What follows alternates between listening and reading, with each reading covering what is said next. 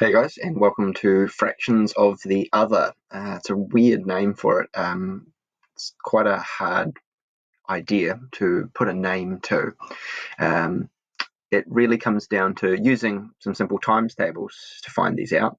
There is also another part to it, which is really understanding what the question is asking and looking for the clue, which is always in there. There's always a clue. So the example question we're going to go through at the bottom of my screen says, in a classroom there are 5 boys.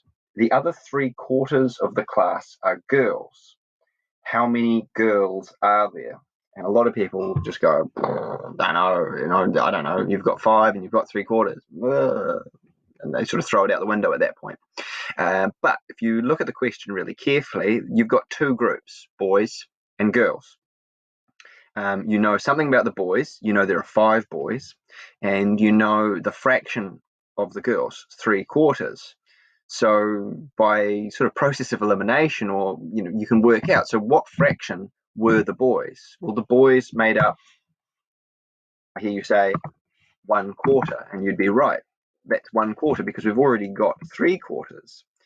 So if 1/4 of a class is 5 boys, then 3/4 will be 3 lots of 5, 3 times 5, or 15. Another way you could sort of think about this problem is that you've got your information here about your boys, and you don't know what the fraction is. You've got 3/4. You kind of think about, okay, what would the total be? If I've got a quarter, you still have to come back to the same thing at the beginning. What is the other? The other fraction is 1/4. And if I've got 5 boys being 1/4, that means I have 20 as a total, and 20 take away my 5 boys will make 15 girls. So you can either work out the total number of things in the problem, in this case children, or you can think more about, okay, what is one lot? What is one group? It's a quarter, 5, so 3/4, 3 times 5.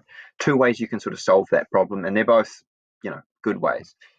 Your task to follow up that is this series of questions. Actually, I might just change this little phrase to just include a little bit more instruction.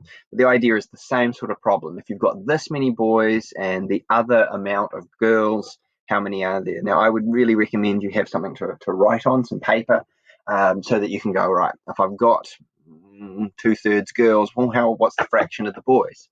It's one of those problems that seems really hard when you read it or when you are presented with it, but in actual fact, once you break down the maths of it, there's not a huge amount to it.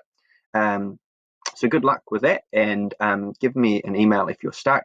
You will be the first group I'll see or have already seen. And one thing we need to be able to do in order to solve this kind of problem is work out what 3/4 is if 1/4 is 5. So some of you might be stuck at this point. You might say, well, I can, 5 is 1/4, so what is 3/4? And if you're having trouble with that bit, that's going to be the focus of our workshop.